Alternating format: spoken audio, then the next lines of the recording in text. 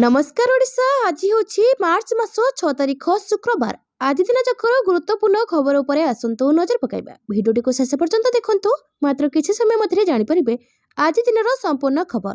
ता पूर्वरु चैनल नुआ थिले चैनल को सब्सक्राइब करी पाखरे थे बेल आइकन को ऑन करी रखंतु। परवर्ती खबर एही दिन आसीबो चाषीक अकाउंट को 2000 टंका। तारिख को नै आसिला बड़ अपडेट। केंद्र सरकार को प्रधानमंत्री किसान सम्मान निधि योजना अधीन एपर्यंत मोट 21 किस्ती जारी करा जायछि एवं देशर लक्ष लक्ष चाषी ए योजनार उपकृत होउछन्ति। प्रत्येक किस्ती सहित चाषी माने सीधा सड़क सेमानक बैंक अकाउंट रे आर्थिक सहायता पाती, जहाँ सेमानकर चाष एवं परिवार आवश्यकता को समर्थन करे। एबे चाषी माने 22तम किस्ती पर नजर रखिछन्ति। प्रथमे आशा करा जे होली पाखापाखि एही राशि रिलीज होइजिबो, किंतु पर्व परे मध्य पांठी स्थानांतर होई नथिला। अनेक चाषी परवर्ती किस्ती केबे आसीबो ताहा भाबुचन्ति। निकट रिपोर्ट जना पड़छि जे सरकार खूब शीघ्र एक निष्पत्ति नै पारंती, जहाँ हिताधिकारी मानकु सहायता प्रदान करिवे। देशर लक्ष लक्ष चाषी 22तम किस्ती पई उत्साह सहित अपेक्षा करछन्ति। गणमाध्यम रिपोर्ट अनुसार 22तम किस्ती पई प्रस्तुति प्राय समाप्त होइछि। आसंता सप्ताह शेष सुधा चाषीक अकाउंट को 2000 टंका स्थानांतर करा जाय पारे बोली विश्वास करा जाउछि। परवर्ती खबर राज्यसभा पई नामांकन भरिले नीतीश कुमार। राज्यसभा पई नामांकन भरिले नीतीश कुमार। बिहार मुख्यमंत्री नीतीश कुमार भरिले नामांकन। मुख्यमंत्री पदरु आसंता 16 रे इस्तीफा दे पारंती नीतीश। बिहार 10 थर मुख्यमंत्री भाବରେ कार्य କରିଥିବା नीतीश कुमार गुरुवार 2026 राज्यसभा निर्वाचन पर तांकर नामांकन दाखल कले। केंद्र गृहमंत्री अमित शाह एवं एनडीए वरिष्ठ नेता माने उपस्थित थिले। गत वर्ष विधानसभा निर्वाचन फलाफल पर नीतीश कुमार फेब्रुआरी 27 तारिख में 10म थर पर मुख्यमंत्री भाବରେ शपथ नेथिले। राज्यसभा पर लड़िबा पई तांकर निष्पत्ति समस्त को आश्चर्य करथिला। नीतीश कुमार 2005 मसीह बिहार मुख्यमंत्री अछन्ते। पूर्व नीतीश कुमार कहते जे राज्यर नूतन मुख्यमंत्री एवं नूतन सरकार तांकर पूर्ण समर्थन एवं मार्गदर्शन पाइबे। परवर्ती खबर असुस्थ होई पड़िले मंत्री सुरेश पुजारी। भुवनेश्वर परे एबे दिल्ली एम्स को स्थानांतरित। असुस्थ होई पड़िले राजस्व विपर्यय परिचालना मंत्री सुरेश पुजारी। गतकाली रात्रि सामान्य हृदघात जोगु समस्या होई पड़िला। फल तुरंत भुवनेश्वर एम्स रे भर्ती करा जायतिला। हेले आज तांको दिल्ली एम्स को स्थानांतरित करा जायछि। गतकाली से असुस्थ होई पड़िबा परे तांको भेटबा पई विभिन्न मंत्री और नेता डाक्तरखाना को जाइथिले।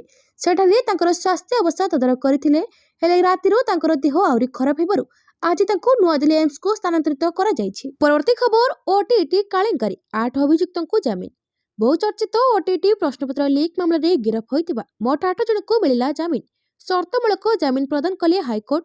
तदंतरे सहयोग करिबा देश छाड़ी न जिबा बोर्ड पक्षरु निहारंजन महांती और जितेन महाराणा को कौनसी असाइनमेंट न देबा भली शर्त रखिले हाईकोर्ट।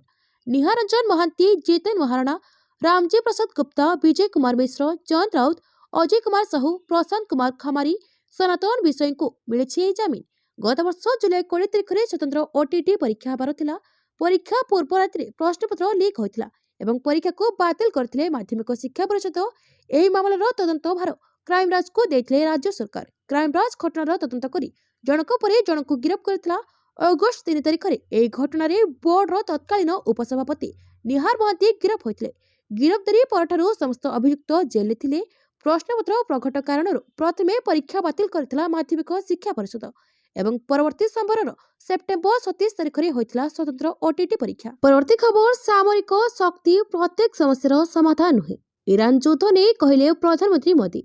ईरान, अमेरिका और इस्राएल युद्ध मध्य प्रधानमंत्री नरेंद्र मोदी विश्व को एक वार्ता देछन्ति। से कहछन्ति केवल सामरिक शक्ति प्रत्येक समस्यार समाधान करि परिबो नाही। से स्पष्ट करथिले जे सामरिक कार्यानुष्ठान नुहे, शांति एवं आलोचना ही आगको बढ़िबार पथ। प्रधानमंत्री मोदी रूस एवं यूक्रेन, ईरान, अमेरिका एवं इस्राएल मध्य चलिथिबा विवाद संपर्क में एभली विवृत्ति देछन्ति। प्रधानमंत्री कहछन्ति नियम कानून, आलोचना तथा कूटनीति जेकोसी विवादर समाधान एकमात्र रास्ता। गुरुवार दिल्ली रे फिनलैंड राष्ट्रपति अलेक्जेंडर स्टम्पको सह एक मिलित साम्बादिक सम्मेलन में से विवृत्ति देछन्ति। विश्वस्तरीय चैलेंज विषय उल्लेख करी प्रधानमंत्री मोदी कहछन्ति विश्व को एवं पुराना विश्वस्तरीय प्रतिष्ठान गुड़िकर संस्कार अत्यंत आवश्यकता अछि। संस्कार केवल आवश्यक नुहे बरं यह बहुत शीघ्र करा आवश्यक। समस्त प्रकार आतंकवाद को मूलपतन करने आमर मिलित प्रतिबद्धता रही। परवर्ती खबर ईरानी युद्ध विमान को गोली करी खसाइला इस्राएल। इस्राएली सेना एक वीडियो जारी करिछि जेउथिरे यार F-35 गुप्त युद्ध विमान तेहरान उपरे एक ईरानी विमान को गोली करी खसाई देथुवार दृश्य रही। इस्राएल एवं ईरान मध्य उत्तेजना वृद्धि पाउଥିବା समय एक घटना घटी। इस्राएली सेना अनुसार ଏହାର F-35 ପାଇଁ ପ୍ରଥମ ଆକାଶରୁ ଆକାଶ ଯୁଦ୍ଧ ବିଜୟ। ଇସ୍ରାଏଲି ସେନା ଏକ 16 ସେକେଣ୍ଡର ଭିଡିଓ ଜାରି କରିଛି। ପରବର୍ତ୍ତୀ ଖବର, ହରମୁଜ ପାଣିରେ ଫସିଲେ 109 ଭାରତୀୟ ନାବିକ। ଉପସାଗରୀୟ ଯୁଦ୍ଧରେ ବିପଦରେ ଭାରତୀୟ ଜାହାଜ। ମଧ୍ୟପ୍ରାଚ୍ୟରେ ବଢୁଥିବା ଉତ୍ତେଜନା ମଧ୍ୟରେ 37ଟି ଭାରତୀୟ ଜାହାଜ ଓ 109 ଜଣ ଭାରତୀୟ ନାବିକ ହରମୁଜ ପାଣି ପାଖରେ ଫସି ରହିଛନ୍ତି। ଇରାନର ଚେତାବନୀ ପରେ ଏହି ଗୁରୁତ୍ୱପୂର୍ଣ୍ଣ ସମୁଦ୍ର ପଥରେ ଜାହାଜ ଚଳାଚଳ ହ୍ରାସ କରାଯାଇଛି, ଯାହା ଭାରତକୁ ପ୍ରଭାବିତ କରିବା ସହିତ ଫସି ରହିଥିବା ନାବିକଙ୍କ ସୁରକ୍ଷା ଓ ଦେଶର ଯୋଗାଣ ଶୃଙ୍ଖଳାକୁ ନେଇ ଚିନ୍ତା ସୃଷ୍ଟି କରିଛି। ଭାରତୀୟ ଜାତୀୟ ଜାହାଜ ମାଲିକ ସଂଘ ଏକ ବିବୃତ୍ତି ଜାରି କରି କହିଛି ଯେ ଏହି ଜାହାଜଗୁଡ଼ିକ ପାରସ୍ୟ ଉପସାଗର ଏବଂ ଅମାନ ଉପସାଗର ପାଖରେ ଅଟକି ରହିଛନ୍ତି। ଏହି ଜାହାଜଗୁଡ଼ିକ ମଧ୍ୟରୁ କିଛି ମାଲ ଲୋଡିଂ ଅପେକ୍ଷାରେ ଅଛି, ତ ଅନ୍ୟଗୁଡ଼ିକ ପୂର୍ବରୁ ଲୋଡିଂ ହୋଇସାରିଛି। ସଂଘ ଭାରତ ସରକାରଙ୍କୁ ହସ୍ତକ୍ଷେପ କରିବାକୁ ନିବେଦନ କରିଛି। ସରକାର ଏହି ଜାହାଜଗୁଡ଼ିକୁ ସୁରକ୍ଷିତ ଭାବରେ ହରମୁଜ ପ୍ରଣାଳୀ ଦେଇ ଯିବାକୁ ଅନୁମତି ଦେବା ପାଇଁ ପଦକ୍ଷେପ ନେବା ଉଚିତ। ସଂଗଠନ ଏହା ମଧ୍ୟ କହିଛି ଯେ ଅନେକ ଜାହାଜ ନିର୍ଦ୍ଦେଶ ଅପେକ୍ଷାରେ ଅଛନ୍ତି ଏବଂ ଭାରତୀୟ ନାବିକଙ୍କ ସୁରକ୍ଷା ସର୍ବୋଚ୍ଚ ପ୍ରାଥମିକତା ହେବା ଉଚିତ। ପରବର୍ତ୍ତୀ ଖବର, ନୂତନ ଆଇନରେ ପ୍ରଯୁକ୍ତି ବିଦ୍ୟା ଓ ବୈଜ୍ଞାନିକ ତଦନ୍ତକୁ ଗୁରୁତ୍ୱ ପ୍ରଦାନ। ନୂତନ ଅପରାଧିକ ଆଇନରେ ଐତିହାସିକ ସଂଶୋଧନ ଓ ନୂତନ ନ୍ୟାୟ ବ୍ୟବସ୍ଥା ସମ୍ପର୍କରେ ଜନସାଧାରଣଙ୍କ ମଧ୍ୟରେ ସଚେତନତା ସୃଷ୍ଟି ପାଇଁ ଓଡ଼ିଶା ପୋଲିସ ପକ୍ଷରୁ ୟୁନିଟ୍ 3 ସ୍ଥିତ ପ୍ରଦର୍ଶନୀ ପଡ଼ିଆ ଭୁବନେଶ୍ୱରଠାରେ ନ୍ୟାୟସଂହିତା ପ୍ରଦର୍ଶନୀ ଆୟୋଜନ କରାଯାଉଛି। ମାର୍ଚ୍ଚ 6, 2026 ଅର୍ଥାତ୍ ଆଜି ଭାରତର ମାନବ ସ୍ୱରାଷ୍ଟ୍ର ଓ ସହକାରିତା ମନ୍ତ୍ରୀ ଶ୍ରୀ ଅମିତ ଶାହ ଏହି ପ୍ରଦର୍ଶନୀକୁ ଉଦ୍ଘାଟନ କରିବେ। ଏହି ଅବସରରେ ଓଡ଼ିଶାର ମୁଖ୍ୟମନ୍ତ୍ରୀ ଶ୍ରୀ ମୋହନ ଚରଣ ମାଝୀ ମଧ୍ୟ ଉପସ୍ଥିତ ରହିବେ। ଏହି ପ୍ରଦର୍ଶନୀ ଜନସାଧାରଣଙ୍କ ନିମନ୍ତେ 7 ମାର୍ଚ୍ଚଠାରୁ 10 ମାର୍ଚ୍ଚ 2026 ପର୍ଯ୍ୟନ୍ତ ଖୋଲା ରହିବ ବୋଲି ରାଜ୍ୟ ଆରକ୍ଷୀ ମହାନିର୍ଦ୍ଦେଶକ ଶ୍ରୀ ଜଗେଶ ବାହାଦୁର ଖୁରାନିଆ ଗଣମାଧ୍ୟମକୁ ସୂଚନା ଦେଇଛନ୍ତି। ପରବର୍ତ୍ତୀ ଖବର, ଭାରତର ସଙ୍କଟମୋଚକ ସାଜିଲା ରୁଷ। ମଧ୍ୟପ୍ରାଚ୍ୟରେ ଯୁଦ୍ଧର ନିଆଁ ଚଳୁଥିବା ବେଳେ ଭାରତ ପାଇଁ ଆସିଛି ଏକ ବଡ଼ ଆଶ୍ୱସ୍ତିକର ଖବର। ଯେତେବେଳେ ସାରା ବିଶ୍ୱରେ ତେଲ ସଙ୍କଟ ଦେଖାଦେଇଛି, ସେତେବେଳେ ଭାରତର ପୁରୁଣା ବନ୍ଧୁ ରୁଷ ପୁଣି ଥରେ ସଙ୍କଟମୋଚକ ସାଜିଛି। ଇରାନ ଏବଂ ଇସ୍ରାଏଲ ମଧ୍ୟରେ ଚାଲିଥିବା ମହାସଂଗ୍ରାମ ଯୋଗୁଁ ଷ୍ଟ୍ରେଟ୍ ଅଫ୍ ହରମୁଜ ଦେଇ ତେଲ ଯୋଗାଣ ବନ୍ଦ ହୋଇଯାଇଛି। ଏଭଳି ସମୟରେ ରୁଷ ଭାରତକୁ 95 ଲକ୍ଷ ବ୍ୟାରେଲ କଚ୍ଚା ତେଲ ଦେବାକୁ ପ୍ରତିଶ୍ରୁତି ଦେଇଛି। ରିପୋର୍ଟ ଅନୁସାରେ ଭାରତୀୟ ସମୁଦ୍ର ସୀମା ନିକଟରେ ରୁଷର ପ୍ରାୟ 95 ଲକ୍ଷ ବ୍ୟାରେଲ କଚ୍ଚା ତେଲ ଭର୍ତ୍ତି ଜାହାଜ ମହଜୁଦ ରହିଛି। ଭାରତର ଜରୁରୀ ଆବଶ୍ୟକତାକୁ ଦୃଷ୍ଟିରେ ରଖି ଏହି ଜାହାଜଗୁଡ଼ିକୁ ଖୁବ୍ ଶୀଘ୍ର ଭାରତୀୟ ରିଫାଇନାରୀ ନିକଟରେ ପହଞ୍ଚିବ। ଭାରତ ନିଜର 50% ତେଲ ମଧ୍ୟ ପ୍ରାଚ୍ୟରୁ ଆମଦାନୀ କରିଥାଏ, କିନ୍ତୁ ହରମୁଜ ପ୍ରଣାଳୀରେ ଅସ୍ଥିରତା ଯୋଗୁଁ ଯୋଗାଣ ଶୃଙ୍ଖଳା ସମ୍ପୂର୍ଣ୍ଣ ବିପର୍ଯ୍ୟସ୍ତ ହୋଇପଡ଼ିଛି। ଭାରତ ପାଖରେ ବର୍ତ୍ତମାନ ମାତ୍ର 25 ଦିନ ପାଇଁ ତେଲ ମହଜୁଦ ଅଛି। ଯଦି ଏହି ଯୁଦ୍ଧ ଆଗକୁ 10ରୁ 15 ଦିନ ଜାରି ରହେ, ତେବେ ଦେଶରେ ପେଟ୍ରୋଲ ଓ ଡିଜେଲର ପ୍ରବଳ ଅଭାବ ଦେଖାଦେବାର ଆଶଙ୍କା ରହିଛି। ଏହି ସଙ୍କଟ ସମୟରେ ରୁଷ ଏକାକୀ ଭାରତର 40% ତେଲ ଆବଶ୍ୟକତା ପୂରଣ କରିପାରିବ। ପରବର୍ତ୍ତୀ ଖବର, ତୃତୀୟ ବିଶ୍ୱଯୁଦ୍ଧ ଘନେଇଲା। ପରମାଣୁ କ୍ଷେପଣାସ୍ତ୍ର ମିନିଟମ୍ୟାନ୍ 3 ପରୀକ୍ଷଣ କଲା ଆମେରିକା। ଇରାନ ଆମେରିକା ଯୁଦ୍ଧ। ଆମେରିକା କାଲିଫର୍ଣ୍ଣିଆର ଭାଣ୍ଡେନବର୍ଗ ସ୍ପେସ୍ ଫୋର୍ସ ବେସ୍ରୁ ମିନିଟମ୍ୟାନ୍ 3 ଆନ୍ତଃ ମହାଦେଶୀୟ ବାଲିଷ୍ଟିକ୍ କ୍ଷେପଣାସ୍ତ୍ର ପରୀକ୍ଷଣ କରିଛି। ରିପୋର୍ଟ ଅନୁଯାୟୀ ଏହି ପରମାଣୁ କ୍ଷମତା ସମ୍ପନ୍ନ କ୍ଷେପଣାସ୍ତ୍ର ହିରୋସୀମାରେ ପକାଯାଉଥିବା ବୋମା ଅପେକ୍ଷା ପ୍ରାୟ 20 ଗୁଣା ଅଧିକ ଶକ୍ତିଶାଳୀ ଯୁଦ୍ଧାସ୍ତ୍ର ବହନ କରିବାକୁ ସକ୍ଷମ। ଏହି କ୍ଷେପଣାସ୍ତ୍ର ଆମେରିକାର ପରମାଣୁ ପ୍ରତିରୋଧକ ବ୍ୟବସ୍ଥାର ଏକ ପ୍ରମୁଖ ଅଂଶ। ଏହା ହଜାର ହଜାର କିଲୋମିଟର ଦୂରରେ ଥିବା ଲକ୍ଷ୍ୟଭେଦ କରିପାରିବ। ଏହାର ଲମ୍ବ 18 ମିଟର ଥିବାବେଳେ ଓଜନ 30 ଟନ୍ରୁ ଅଧିକ ଥିବା କୁହାଯାଉଛି। ଏହାର ବେଗ ଘଣ୍ଟା ପ୍ରତି ପ୍ରାୟ 24,000 କିଲୋମିଟର। ଏହାର ଲକ୍ଷ୍ୟଭେଦ କ୍ଷମତା ପ୍ରାୟ 13,000 କିଲୋମିଟର ବୋଲି କୁହାଯାଉଛି। ପରବର୍ତ୍ତୀ ଖବର, ଏନକାଉଣ୍ଟରରେ ପୁରସ୍କାର ବହନ କରୁଥିବା ନକ୍ସଲ ନିହତ, ଅନେକ ଅସ୍ତ୍ରଶସ୍ତ୍ର ଉଦ୍ଧାର। ଛତିଶଗଡ଼ ଦାନ୍ତେୱାଡ଼ା ଜିଲ୍ଲାରେ ସୁରକ୍ଷା ବାହିନୀ ନକ୍ସଲ ବିରୋଧୀ ଅଭିଯାନରେ ଏକ ବଡ଼ ସଫଳତା ହାସଲ କରିଛନ୍ତି। ଦାନ୍ତେୱାଡ଼ା ବିଜାପୁର ସୀମାନ୍ତ ଅଞ୍ଚଳର ଜଙ୍ଗଲରେ ପୋଲିସ ଏବଂ ମାଓବାଦୀଙ୍କ ମଧ୍ୟରେ ହୋଇଥିବା ଏନକାଉଣ୍ଟରରେ ଭୈରମଗଡ଼ ଏରିଆ କମିଟିର ଜଣେ ୱାଣ୍ଟେଡ୍ ନକ୍ସଲ ନିହତ ହୋଇଛନ୍ତି। ଏନକାଉଣ୍ଟର ପରେ ପୋଲିସ ଘଟଣାସ୍ଥଳରୁ ବିପୁଳ ପରିମାଣର ଅସ୍ତ୍ରଶସ୍ତ୍ର, ଗୁଳିକଳା ଏବଂ ନକ୍ସଲ ସାମଗ୍ରୀ ଜବତ କରିଛି। ପୋଲିସ ଅଧୀକ୍ଷକ ଗୌରବ ରାୟ କହିଛନ୍ତି ଯେ ପୋଲିସ ବାହିନୀ ଜଙ୍ଗଲ ଦେଇ ଆଗକୁ ବଢୁଥିବା ସମୟରେ ବୁଧବାର ରାତି 8:30ରୁ 9ଟା ମଧ୍ୟରେ ଭୈରମଗଡ଼ ଏରିଆ କମିଟିର ପ୍ରାୟ 8ରୁ 10 ସଶସ୍ତ୍ର ନକ୍ସଲ ପୋଲିସ ଦଳ ଉପରେ ଗୁଳିଚାଳନା କରିଥିଲେ। ନକ୍ସଲମାନେ ପୋଲିସ ଯବାନଙ୍କୁ ଟାର୍ଗେଟ କରିଥିଲେ ଏବଂ ବେଆଇନ ସ୍ୱୟଂଚାଳିତ ଅସ୍ତ୍ରଶସ୍ତ୍ର ସହିତ ଆଖିବୁଜା ଗୁଳିଚାଳନା କରିଥିଲେ। ନକ୍ସଲବାଦୀମାନଙ୍କର ଉଦ୍ଦେଶ୍ୟ ଥିଲା ପୋଲିସ ଦଳ ଉପରେ ଆକ୍ରମଣ କରିବା, କର୍ମଚାରୀମାନଙ୍କୁ ହତ୍ୟା କରିବା ଏବଂ ସେମାନଙ୍କ ଅସ୍ତ୍ରଶସ୍ତ୍ର ଛଡ଼ାଇ ନେବା। ପୋଲିସ କର୍ମଚାରୀମାନେ ପ୍ରଥମେ ନକ୍ସଲମାନଙ୍କୁ ଆତ୍ମସମର୍ପଣ କରିବାକୁ ଚେତାବନୀ ଦେଇଥିଲେ, କିନ୍ତୁ ନକ୍ସଲମାନେ ଚେତାବନୀକୁ ଅଣଦେଖା କରି ଗୁଳିଚାଳନା ଜାରି ରଖିଥିଲେ। ପୋଲିସ ଜବାବରେ ଗୁଳିଚାଳନା କରିବାକୁ ନକ୍ସଲମାନେ ପଛକୁ ହଟିବାକୁ ଲାଗିଲେ। ଘନ ଜଙ୍ଗଲ, ପାହାଡ଼ିଆ ଅଞ୍ଚଳ ଏବଂ ଅନ୍ଧାରର ସୁଯୋଗ ନେଇ ଅଧିକାଂଶ ନକ୍ସଲ ଘଟଣାସ୍ଥଳରୁ ପଳାଇ ଯାଇଥିଲେ।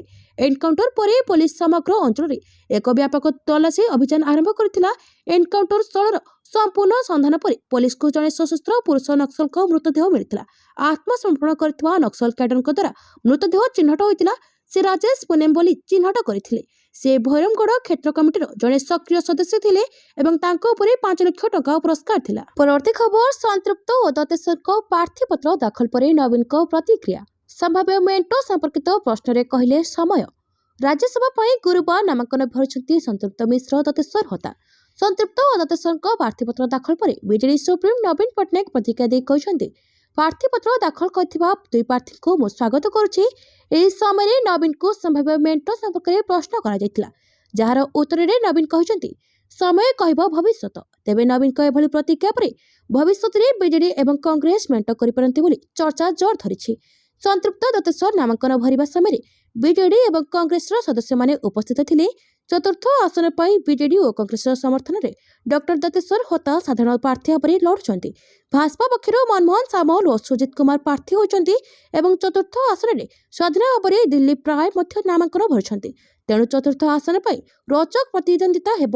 ନିର୍ବାଚନ ପାଇଁ ମାର୍ଚ୍ଚ 16 ତାରିଖରେ ଅନୁଷ୍ଠିତ ହେବ। ପରବର୍ତ୍ତୀ ଖବର, ବିଶ୍ୱ ତୀରନ୍ଦାଜୀ ପାରା ସିରିଜରେ ଭାଗ ନେବେ ଓଡ଼ିଆ ଝିଅ ପାୟଲ।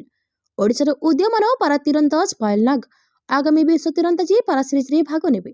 ଚଳିତ ମାସ 29ରୁ ଏପ୍ରିଲ 5 ତାରିଖ ପର୍ଯ୍ୟନ୍ତ ବ୍ୟାଙ୍କରେ ହେବାକୁ ଥିବା ଏହି ପ୍ରତିଯୋଗିତାର କମାଉଣ୍ଡ ମହିଳା ଓପନ ଇଭେଣ୍ଟରେ ସେ ଭାରତକୁ ପ୍ରତିନିଧିତ୍ୱ କରିବାକୁ ଯାଉଛନ୍ତି। ଏହା ତାଙ୍କର ଦ୍ୱିତୀୟ ଅନ୍ତର୍ଜାତୀୟ ପ୍ରତିଯୋଗିତା ହେବାକୁ ଯାଉଛି। ଗତ ଡିସେମ୍ବରରେ ଦୁବାଇରେ ଆୟୋଜିତ ଏସୀୟ ପାରା ଯୁବ କ୍ରୀଡ଼ାରେ ଭାଗ ନେଇ ସେ ଅନ୍ତର୍ଜାତୀୟ ପଦାର୍ପଣ କରିଥିଲେ। ହେଲେ ଏହି ପ୍ରତିଯୋଗିତାରେ ସେ ପଦକ ଜିତିବାରେ ସଫଳ ହୋଇନଥିଲେ ମଧ୍ୟ ଅନେକ ଅଭିଜ୍ଞତା ସାଉଣ୍ଟିଥିଲେ।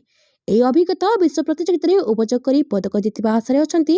ଏହି 2 ଗୋଡ଼ ଓ 2 ହାତ ନଥିବା ପାରା ତୀରନ୍ଦାଜ ପାୟଲ ବଲାଙ୍ଗୀରର ଏକ ଗରିବ ପରିବାରରେ ଜନ୍ମିତ 18 ବର୍ଷୀୟ ଏହି ଓଡ଼ିଆ ଝିଅ 2025 ଜାତୀୟ ପାରା ତୀରନ୍ଦାଜ ପ୍ରତିଯୋଗିତାରେ ଚମତ୍କାର ପ୍ରଦର୍ଶନ କରି ପ୍ରଥମ ପଦକ ଜିତି ସମସ୍ତଙ୍କ ଦୃଷ୍ଟି ଆକର୍ଷଣ କରିଥିଲେ। ଏହାପରେ ସେ 2026ରେ ପୁଣି ଥରେ ଜାତୀୟ ପ୍ରତିଯୋଗିତାରେ ପଦକ ଜିତି ଲଗାତାର ପୋଡିୟମ ଫିନିଶ କରିବାର ସଫଳତା ପାଇଥିଲେ। ପରବର୍ତ୍ତୀ ଖବର, ଯୁଦ୍ଧ ଯୋଗୁଁ ପେଟ୍ରୋଲ ପରେ ବଢ଼ିଯିବ ଏଲପିଜି ଦର। ମାର୍ଚ୍ଚରୁ 50% ମହଙ୍ଗା ହେବ ସିଲିଣ୍ଡର। ଇରାନ ଏବଂ ଇସ୍ରାଏଲ ମଧ୍ୟରେ ଯୁଦ୍ଧ ଏବେ ସିଧାସଳଖ ଭାରତୀୟ ରୋଷେଇ ବଜେଟକୁ ପ୍ରଭାବିତ କରିପାରେ। ଆମେରିକା ଇସ୍ରାଏଲ ମିଳିତ ଆକ୍ରମଣ ପରେ ଇରାନ ହରମୁଜ ପାଣି ବନ୍ଦ କରିବାକୁ ଘୋଷଣା କରିଛି। ଏହା କେବଳ ଏକ ସମୁଦ୍ର ପଥ ନୁହେଁ, ବରଂ ଭାରତର ଶକ୍ତି ଜୀବନ ରେଖା। ଭାରତ ଏହାର ଏଲପିଜି ଆବଶ୍ୟକତାର 80ରୁ 85% ଆରବ ଦେଶଗୁଡ଼ିକରୁ ଆମଦାନୀ କରେ ଏବଂ ଏହି ସମସ୍ତ କାର୍ଗୋ ହରମୁଜ ପାଣି ଦେଇ ଭାରତରେ ପହଞ୍ଚେ। ସବୁଠାରୁ ବଡ଼ ଚିନ୍ତାର ବିଷୟ ହେଉଛି ଅଶୋଧିତ ତେଲ ପରି ଭାରତରେ ଏଲପିଜିର ଏକ ବଡ଼ ଜରୁରୀକାଳୀନ ରିଜର୍ଭ ନାହିଁ। ଏହାର ସ୍ପଷ୍ଟ ଅର୍ଥ ହେଉଛି ଯେ ଯଦି ଯୋଗାଣ ବାଧାପ୍ରାପ୍ତ ହୁଏ, ତେବେ ଦେଶ ଖୁବ୍ ଶୀଘ୍ର ଗ୍ୟାସ୍ ଅଭାବ ଏବଂ ମୂଲ୍ୟରେ ତୀବ୍ର ବୃଦ୍ଧିର ସମ୍ମୁଖୀନ ହୋଇପାରେ। ଇରାନ ଡ୍ରୋନ୍ ଆକ୍ରମଣ ପରେ ବିଶ୍ୱର 5ମ ବୃହତ ଏଲଏନଜି ଉତ୍ପାଦନକାରୀ କତାର ଏହାର ସର୍ବବୃହତ ରପ୍ତାନୀ କ୍ଷେତ୍ରରେ ଉତ୍ପାଦନ ବନ୍ଦ କରିଦେଇଛି। ବ୍ଲୁମବର୍ଗର ଏକ ରିପୋର୍ଟ ଅନୁଯାୟୀ ୟୁରୋପରେ ଗ୍ୟାସ୍ ମୂଲ୍ୟ 50% ବୃଦ୍ଧି ପାଇଛି। ଭାରତ ଏହାର 60% ଏଲଏନଜି ଆବଶ୍ୟକତା ପାଇଁ ଏହି ମାର୍ଗ ଉପରେ ନିର୍ଭର କରେ। ତେଣୁ ଆଗାମୀ ଦିନଗୁଡ଼ିକରେ ଚ୍ୟାଲେଞ୍ଜିଂ ହୋଇପାରେ। ପରବର୍ତ୍ତୀ ଖବର, କୋଲକାତା ଦୁବାଇକୁ ବିମାନ ସେବା ଆଂଶିକ ଭାବରେ ପୁନଃ ଆରମ୍ଭ। ମଧ୍ୟପ୍ରାଚ୍ୟରେ ଉତ୍ତେଜନା ବୃଦ୍ଧି ପାଇବା ଯୋଗୁଁ 4 ଦିନ ଧରି ବନ୍ଦ ରହିବା ପରେ କୋଲକାତା ଏବଂ ଦୁବାଇ ମଧ୍ୟରେ ବିମାନ ଚଳାଚଳ ଆଂଶିକ ଭାବରେ ପୁନଃ ଆରମ୍ଭ ହୋଇଛି। ବିମାନ ବନ୍ଦର ଅଧିକାରୀମାନେ ନିଶ୍ଚିତ କରିଛନ୍ତି ଯେ ଗୁରୁବାର ସକାଳେ ଦୁବାଇରୁ ଏକ ବିମାନ ନେତାଜୀ ସୁଭାଷ ଚନ୍ଦ୍ର ବୋଷ ଅନ୍ତର୍ଜାତୀୟ ବିମାନ ବନ୍ଦରରେ ଅବତରଣ କରିଛି, ଯାହା 13 ଘଣ୍ଟାରୁ ଅଧିକ ବାଧାପ୍ରାପ୍ତ ହେବା ପରେ ଏହି ଅଞ୍ଚଳରୁ ପ୍ରଥମ ଥର ପାଇଁ ପହଞ୍ଚିଛି। ଫ୍ଲାଏ ଦୁବାଇ ଦ୍ୱାରା ପରିଚାଳିତ ଏହି ବିମାନଟି ପ୍ରାୟ ରାତି 2:40ରେ 130 ଜଣ ଯାତ୍ରୀଙ୍କୁ ନେଇ ଅବତରଣ କରିଥିଲା। ବିମାନ ବନ୍ଦର କର୍ତ୍ତୃପକ୍ଷଙ୍କ ଅନୁଯାୟୀ ବୋଇଂ 737 ମ୍ୟାକ୍ସ ବିମାନଟି ପ୍ରଥମେ ରାତି 12:25ରେ ପହଞ୍ଚିବାର କାର୍ଯ୍ୟକ୍ରମ ଥିଲା, କିନ୍ତୁ ନିର୍ଦ୍ଧାରିତ ସମୟ ଅପେକ୍ଷା ବିଳମ୍ବରେ ଅବତରଣ କରିଥିଲା। ପହଞ୍ଚିବାର କିଛି ସମୟ ପରେ ସମାନ ବିମାନଟି ଭୋର 3:59ରେ 55 ଜଣ ଯାତ୍ରୀଙ୍କୁ ଧରି ଦୁବାଇ ଅଭିମୁଖେ ଯାତ୍ରା କରିଥିଲା। ଅଧିକାରୀମାନେ କହିଛନ୍ତି ଯେ ଏହି ସପ୍ତାହ ଆରମ୍ଭରେ ସେବା ଅସ୍ଥାୟୀ ଭାବରେ ବନ୍ଦ ହେବା ପରେ ଏହା କୋଲକାତାରୁ ମଧ୍ୟପ୍ରାଚ୍ୟକୁ ପ୍ରଥମ ବାହାରକୁ ଯାଉଥିବା ବିମାନ। ପରବର୍ତ୍ତୀ ଖବର, ଇରାନର ଶକ୍ତିଶାଳୀ ଯୁଦ୍ଧ ଜାହାଜ ବୁଡ଼ିବା ଘଟଣା। ସମୁଦ୍ରରୁ 87 ଜଣଙ୍କ ମୃତଦେହ ଉଦ୍ଧାର। ଦ୍ୱିତୀୟ ବିଶ୍ୱଯୁଦ୍ଧ ପରେ ଆମେରିକାର ଭୟଙ୍କର ଆକ୍ରମଣ। ଆମେରିକାର ବଡ଼ ଆକ୍ରମଣରେ ଇରାନର ଶକ୍ତିଶାଳୀ ଯୁଦ୍ଧ ଜାହାଜ ବୁଡ଼ିବା ଘଟଣାରେ ସମୁଦ୍ରରୁ 87 ଜଣଙ୍କ ମୃତଦେହ ଉଦ୍ଧାର। 32 ଜଣ ଗୁରୁତରଙ୍କୁ ଉଦ୍ଧାର ପରେ ଶ୍ରୀଲଙ୍କାର ଗାଲେ ହସ୍ପିଟାଲରେ ଭର୍ତ୍ତି କରାଯାଇଛି। ଜାହାଜରେ ପ୍ରାୟ 180 ଜଣ କର୍ମଚାରୀ ଥିଲେ। ଯୁଦ୍ଧ ଜାହାଜରେ ଥିବା ଅନ୍ୟମାନେ ନିଖୋଜ ଅଛନ୍ତି। ଶ୍ରୀଲଙ୍କା ଉପକୂଳ ନିକଟ ଭାରତ ମହାସାଗରରେ ଆମେରିକାର ବୁଡ଼ା ଜାହାଜ ଇରାନର ଯୁଦ୍ଧ ଜାହାଜ IRIS ଡେନାକୁ ଟର୍ପିଡୋ ମାଡ଼ କରି ବୁଡ଼ାଇ ଦେଇଛି। ଦ୍ୱିତୀୟ ବିଶ୍ୱଯୁଦ୍ଧ ପରେ ଆମେରିକା ପ୍ରଥମ ଥର ପାଇଁ ଟର୍ପିଡୋ ବ୍ୟବହାର କରି କୌଣସି ଶତ୍ରୁ ଜାହାଜକୁ ନଷ୍ଟ କରିଛି। ଆମେରିକା ପ୍ରତିରକ୍ଷା ସଚିବ ପିଟ୍ ହେକ୍ସେଥ୍ ଏହାକୁ ସ୍ପଷ୍ଟ କରିଛନ୍ତି। ସେ କହିଛନ୍ତି ଏହା ଇରାନ ନୌସେନାର ସବୁଠାରୁ ଗୁରୁତ୍ୱପୂର୍ଣ୍ଣ ଜାହାଜ ଥିଲା। ଏହି ଆକ୍ରମଣ ଫଳରେ ଇରାନର ସାମୁଦ୍ରିକ ଶକ୍ତି ଦୁର୍ବଳ ହୋଇଯାଇଛି। ଦ୍ୱିତୀୟ ବିଶ୍ୱଯୁଦ୍ଧ ପରେ ଏହା ପ୍ରଥମ ଘଟଣା ଯେଉଁଠି ଏକ ଶତ୍ରୁ ପକ୍ଷର ଜାହାଜକୁ ଟର୍ପିଡୋ ମାରି ବୁଡାଇ ଦେଇଛି ଆମେରିକା। ପରବର୍ତ୍ତୀ ଖବର, ଆମେରିକାକୁ ଶକ୍ତ ଧକ୍କା। ଇରାନ ଆକ୍ରମଣରେ କତାର ସ୍ଥିତ 9,000 କୋଟିର ସୁପର ରାଡାର ଧ୍ୱଂସ। ଇସ୍ରାଏଲ ଓ ଆମେରିକା ଆକ୍ରମଣର ଜବାବରେ ଉପସାଗରୀୟ ଦେଶଗୁଡ଼ିକରେ ଥିବା ଆମେରିକା ସାମରିକ ଘାଟିଗୁଡ଼ିକୁ ଟାର୍ଗେଟ କରିବା ରଣନୀତିରେ ଇରାନ ଗୁରୁତ୍ୱପୂର୍ଣ୍ଣ ସଫଳତା ହାସଲ କରିଛି। ଇରାନ କତାରରେ ଥିବା ଏକ ଆମେରିକୀୟ ଘାଟିରେ କୋଟି କୋଟି ଡଲାର ମୂଲ୍ୟର ସର୍ବବୃହତ ରାଡାରକୁ ଧ୍ୱଂସ କରିଦେଇଛି। ସାଟେଲାଇଟ ଚିତ୍ରଗୁଡ଼ିକ ଘାଟିର ବ୍ୟାପକ କ୍ଷତିକୁ ଦର୍ଶାଇଛି। ଇରାନର ଏକ ପାଖିଆ ଆକ୍ରମଣର ଡ୍ରୋନ୍ କିମ୍ବା ଅନ୍ୟ ପ୍ରୋଜେକ୍ଟାଇଲ କତାରରେ ଥିବା ଆମେରିକା ମହାକାଶ ବାହିନୀର AN/FPS-132 ବାଲିଷ୍ଟିକ୍ କ୍ଷେପଣାସ୍ତ୍ର ରାଡାର ସିଷ୍ଟମକୁ କ୍ଷତି ପହଞ୍ଚାଇଛି। ଏହା କେବଳ ଆମେରିକା ପାଇଁ ସାମରିକ କ୍ଷତି ନୁହେଁ, ବରଂ ଏକ ଆର୍ଥିକ ବିପର୍ଯ୍ୟୟ ମଧ୍ୟ ଆଣିଛି। ଇରାନୀ ଆକ୍ରମଣରେ ନଷ୍ଟ ହୋଇଥିବା ଆମେରିକା ରାଡାରର ମୂଲ୍ୟ $1.1 ବିଲିୟନ ବୋଲି ଜଣାପଡ଼ିଛି। ପରବର୍ତ୍ତୀ ଖବର, ଇରାନ ସହିତ ଯୁଦ୍ଧ ମଧ୍ୟରେ ଆମେରିକାର ବଡ଼ ପଦକ୍ଷେପ। ଡୁମ୍ସଡେ ବାଲିଷ୍ଟିକ୍ କ୍ଷେପଣାସ୍ତ୍ରର କଲା ପରୀକ୍ଷଣ। ପଶ୍ଚିମ ଏସିଆରେ ଚାଲିଥିବା ଯୁଦ୍ଧ ମଧ୍ୟରେ ମଙ୍ଗଳବାର ରାତିରେ ଆମେରିକା କାଲିଫର୍ଣ୍ଣିଆ ଉପକୂଳରେ ଏହାର ଡୁମ୍ସଡେ ବାଲିଷ୍ଟିକ୍ କ୍ଷେପଣାସ୍ତ୍ରର ସଫଳ ପରୀକ୍ଷଣ କରିଛି। ମିନିଟମ୍ୟାନ ନାମକ ଏହି କ୍ଷେପଣାସ୍ତ୍ର ଅତ୍ୟନ୍ତ ଘାତକ। ଏହା ହିରୋସୀମାରେ ପକାଯାଉଥିବା ପରମାଣୁ ବୋମା ଅପେକ୍ଷା 20 ଗୁଣ ଅଧିକ ଶକ୍ତିଶାଳୀ ପରମାଣୁ ଅସ୍ତ୍ର ନେଇପାରିବ। ଆମେରିକାର ମହାକାଶ ବାହିନୀ କହିଛି ଯେ GT-254 ନାମକ ଏହି ରକେଟ ନିରସ୍ତ୍ର ଭାବରେ ଉତ୍କ୍ଷେପଣ କରାଯାଇଥିଲା ଏବଂ ପ୍ରଶାନ୍ତ ମହାସାଗରର ମାର୍ଶାଲ ଦ୍ୱୀପପୁଞ୍ଜ ନିକଟରେ ଏହାର ଲକ୍ଷ୍ୟସ୍ଥଳକୁ ଛୁଇଁଥିଲା। ବାୟୁସେନା ଗ୍ଲୋବାଲ ଷ୍ଟ୍ରାଇକ୍ କମାଣ୍ଡ କହିଛି ଯେ କ୍ଷେପଣାସ୍ତ୍ରଟିର ସଠିକତା ଏବଂ ପ୍ରସ୍ତୁତି ପରୀକ୍ଷା ପାଇଁ ଏହାକୁ ନିକ୍ଷେପ କରାଯାଇଥିଲା। ପରବର୍ତ୍ତୀ ଖବର, ରାଜ୍ୟସଭା ନାମାଙ୍କନ ଭରିଲେ ସନ୍ତୃପ୍ତ ଏବଂ ଦତେଶ୍ୱର। ରାଜ୍ୟସଭା ପାଇଁ ନାମାଙ୍କନ ଭରିଲେ ସନ୍ତୃପ୍ତ ମିଶ୍ର ଏବଂ ଦତେଶ୍ୱର ହୋତା। ବିଜେଡି ପ୍ରାର୍ଥୀ ଭାବେ ସନ୍ତୃପ୍ତ ମିଶ୍ର 2 ସେଟ୍ରେ ନାମାଙ୍କନ ପତ୍ର ଦାଖଲ କରିଛନ୍ତି। ସେପରି କମନ କ୍ୟାଣ୍ଡିଡେଟ୍ ଭାବେ ଡାକ୍ତର ଦତେଶ୍ୱର ହୋତା ନାମାଙ୍କନ ପତ୍ର ଦାଖଲ କରିଛନ୍ତି। ନାମାଙ୍କନ ଦାଖଲ ବେଳେ ରୋଚକ ଦୃଶ୍ୟ ଦେଖିବାକୁ ମିଳିଛି। ଗୋଟିଏ କକ୍ଷରେ ବିଜେଡି ଓ କଂଗ୍ରେସ ନେତା ଏକାଠି ହୋଇଛନ୍ତି। ବିଜେଡି ସୁପ୍ରିମୋ ନବୀନ ପଟ୍ଟନାୟକ ଏବଂ ପିସିସି ସଭାପତି ଭକ୍ତଚରଣ ଦାସ ପାଖ ସିଟ୍ରେ ବସିଥିବା ଦେଖିବାକୁ ମିଳିଛି। ଏହି ସମୟରେ କିନ୍ତୁ ରୋଚକ ଦୃଶ୍ୟ ଦେଖିବାକୁ ମିଳିଛି। ନାମାଙ୍କନ କକ୍ଷରେ ପିସିସି ସଭାପତି ଭକ୍ତଚରଣ ଦାସ ଓ ବିଜେଡି ସଭାପତି ତଥା ପୂର୍ବତନ ମୁଖ୍ୟମନ୍ତ୍ରୀ ନବୀନ ପଟ୍ଟନାୟକ ଏକାଠି ବସିଥିଲେ। ସେପରି ବିଜେଡି ଓ କଂଗ୍ରେସ ସଦସ୍ୟ ମଧ୍ୟ ଉପସ୍ଥିତ ଥିଲେ। କଂଗ୍ରେସ ବିଧାୟକ ଦଳ ନେତା ରାମଚନ୍ଦ୍ର କାଡାମଙ୍କ ସମେତ ଅନ୍ୟ ସଦସ୍ୟ ଉପସ୍ଥିତ ଥିଲେ। ବିଜେଡିର ମଧ୍ୟ କିଛି ବିଧାୟକ ନାମାଙ୍କନ ଭରିବା କକ୍ଷରେ ଉପସ୍ଥିତ ଥିଲେ। ପାଖକୁ ପାଖ ନବୀନ, ଭକ୍ତ, କାଡାମ, ନରସିଂହ, ସନ୍ତୃପ୍ତ ଓ ଦତେଶ୍ୱର ବସିଥିବା ଦେଖିବାକୁ ମିଳିଥିଲା। ପରବର୍ତ୍ତୀ ଖବର, ବିଜୁ ବାବୁଙ୍କ ଜୟନ୍ତୀରେ ନବୀନଙ୍କୁ ଶ୍ରୀମୟୀଙ୍କ ଟାର୍ଗେଟ। ବିଜୁ ବାବୁଙ୍କ ଜୟନ୍ତୀରେ ନବୀନଙ୍କୁ ସିଧା ନିଶାନା କଲେ ଶ୍ରୀମୟୀ ମିଶ୍ର। ବିରୋଧୀ ଦଳ ନେତାଙ୍କ ଉଦ୍ଦେଶ୍ୟରେ ସୋସିଆଲ ମିଡିଆରେ ଅନେକ ପ୍ରଶ୍ନ ଉଠାଇଛନ୍ତି ଶ୍ରୀମୟୀ। କହିଛନ୍ତି, ଦୀର୍ଘ 3 ଦଶନ୍ଧି ଧରି ଯେଉଁ ବ୍ୟକ୍ତି କ୍ଷମତାରେ ରହିଛନ୍ତି, କେତେଥର ଦିଲ୍ଲୀ ଦରବାରରେ ବିଜୁବାବୁଙ୍କୁ ଭାରତରତ୍ନ ସମ୍ମାନ ଦେବା ପାଇଁ ଚେଷ୍ଟା କରିଛନ୍ତି। ଯଦି ଆନ୍ତରିକତାର ସହ ଚେଷ୍ଟା କରିଥାନ୍ତେ, ଆଜି କ'ଣ ବିଜୁବାବୁଙ୍କୁ ଭାରତରତ୍ନ ସମ୍ମାନ ମିଳିନଥାନ୍ତା କି ବୋଲି ପ୍ରଶ୍ନ ପଚାରିଛନ୍ତି ଶ୍ରୀମୟୀ। ଯେଉଁ ବାପାଙ୍କର ନାଁ ନେଇ କ୍ଷମତା ଉପଭୋଗ କଲେ, କ'ଣ ଖାଲି ପ୍ରତିମୂର୍ତ୍ତିରେ ମାଲ୍ୟାର୍ପଣ କରିବା ହିଁ ଜଣେ ପ୍ରଭାବଶାଳୀ ପୁତ୍ରର କର୍ତ୍ତବ୍ୟ? ପୁରୀ ସ୍ୱର୍ଗଦ୍ୱାରରେ ବିଜୁବାବୁଙ୍କ ସମାଧିକୁ ଭାଙ୍ଗି ଦେଇଥିଲେ। ସବୁଦିନ ପାଇଁ ବିଜୁବାବୁଙ୍କର ସ୍ମୃତିକୁ ସମାଧିସ୍ଥ କରିଦେଇଥିଲେ। ଯଦିଓ ସେ ସମାଧିକୁ ସେ ତିଆରି କରିନଥିଲେ ଏବଂ ତାଙ୍କୁ ଭଲ ପାଉଥିବା ଲୋକେ ଏହାର ନିର୍ମାଣ କରିଥିଲେ। ଓଲଟା ବାହାବା ନେବାକୁ ସରକାରୀ ଅଧିକାରୀଙ୍କ ମାଧ୍ୟମରେ ବଳିଦାନ କାହାଣୀ ରଚିବାର ପ୍ରୟାସ କରିଥିଲେ। ସେ ଚାହିଁଥିଲେ ପୁରୀ ସହରରେ ଯେକୌଣସି ସ୍ଥାନରେ ବିଜୁବାବୁଙ୍କର ସମାଧିକୁ ପୁନଃନିର୍ମାଣ କରିପାରିଥାନ୍ତେ। ପରବର୍ତ୍ତୀ ଖବର, ଜଳୁଛି ମଧ୍ୟପ୍ରାଚ୍ୟ, ବଢୁଛି ତେଲ ଦର। ଇରାନ ଏବଂ ଆମେରିକା ମଧ୍ୟରେ ଚାଲିଥିବା ବିବାଦ ମଧ୍ୟରେ ବିଶ୍ୱ ଶକ୍ତି ବଜାରରେ ତୀବ୍ର ପରିବର୍ତ୍ତନ ଘଟୁଛି। ବିଶ୍ୱର ସବୁଠାରୁ ଗୁରୁତ୍ୱପୂର୍ଣ୍ଣ ତୈଳ ଯୋଗାଣ ପଥ ମଧ୍ୟରୁ ଗୋଟିଏ ହର୍ମୁଜ ପ୍ରଣାଳୀ ଦେଇ ତୈଳ ଟ୍ୟାଙ୍କର ଗୁଡ଼ିକର ଗତିବିଧି ବୃଦ୍ଧି ପାଉଥିବାରୁ ସୁରକ୍ଷା ବିପଦ ବୃଦ୍ଧି ପାଇବା ସହିତ ଯଥେଷ୍ଟ ହ୍ରାସ ପାଇଛି। ଏହା ଭାରତ ସମେତ ଅନେକ ଦେଶରେ ତୈଳ ସଂକଟର ଆଶଙ୍କା ସୃଷ୍ଟି କରିଛି। ମଧ୍ୟପ୍ରାଚ୍ୟରେ ବଢୁଥିବା ଯୁଦ୍ଧ ଓ ହର୍ମୁଜ ପ୍ରଣାଳୀ ଅବରୋଧ ଆନ୍ତର୍ଜାତୀୟ ଅଶୋଧିତ ତୈଳ ମୂଲ୍ୟ ଉପରେ ସିଧାସଳଖ ପ୍ରଭାବ ପକାଉଛି। ବ୍ରେଣ୍ଟ ଅଶୋଧିତ ତୈଳ ମୂଲ୍ୟ ପ୍ରତି ବ୍ୟାରେଲ $80 ଅତିକ୍ରମ କରିଛି। ମାତ୍ର 2 ଦିନରେ ପ୍ରାୟ 9% ବୃଦ୍ଧି ପାଇଛି। କିଛି ସମୟ ପାଇଁ ଏହା 85 ଅତିକ୍ରମ କରିଛି। ସୋମବାର ଦିନ ଏକ ଗୁରୁତ୍ୱପୂର୍ଣ୍ଣ ବୃଦ୍ଧି ପରେ ମଙ୍ଗଳବାର ବ୍ରିଟେନରେ ଗ୍ୟାସ୍ ମୂଲ୍ୟ ମଧ୍ୟ ବୃଦ୍ଧି ପାଇଛି। 3 ବର୍ଷର ସର୍ବୋଚ୍ଚ ସ୍ତରରେ ପହଞ୍ଚିଛି। ଏହାର ଅର୍ଥ ହେଉଛି ମଧ୍ୟପ୍ରାଚ୍ୟ ଯୁଦ୍ଧର ପ୍ରଭାବ ବିଶ୍ୱ ସ୍ତରରେ ପଡ଼ିବା ଆରମ୍ଭ ହୋଇଛି। ଇରାନ ଯୁଦ୍ଧ ଉତ୍ତେଜନା ମଧ୍ୟରେ ବିଶ୍ୱର ସବୁଠାରୁ ବଡ଼ ଗ୍ୟାସ୍ ରପ୍ତାନିକାରୀ ଦେଶ କାତାର ଏନର୍ଜି ଏହାର ସୁବିଧା ଉପରେ ଆକ୍ରମଣ ପରେ ଉତ୍ପାଦନ ବନ୍ଦ କରିବା ପରେ ଗ୍ୟାସ୍ ମୂଲ୍ୟ ବୃଦ୍ଧି ପାଇଛି। ପରବର୍ତ୍ତୀ ଖବର, ଦୁବାଇରେ ଫସି ରହିଥିବା ପୁଅ ପାଇଁ ସରକାରଙ୍କ ସାହାଯ୍ୟ ଲୋଡ଼ିଲେ ଗାୟକ ଅଭିଜିତ ଭଟ୍ଟାଚାର୍ଯ୍ୟ। ଇରାନ ଉପରେ ଇସ୍ରାଏଲ ଓ ଆମେରିକାର ଆକ୍ରମଣ ପରେ ୟୁଏଇର ପରିସ୍ଥିତି ସଙ୍କଟଜନକ ରହିଛି।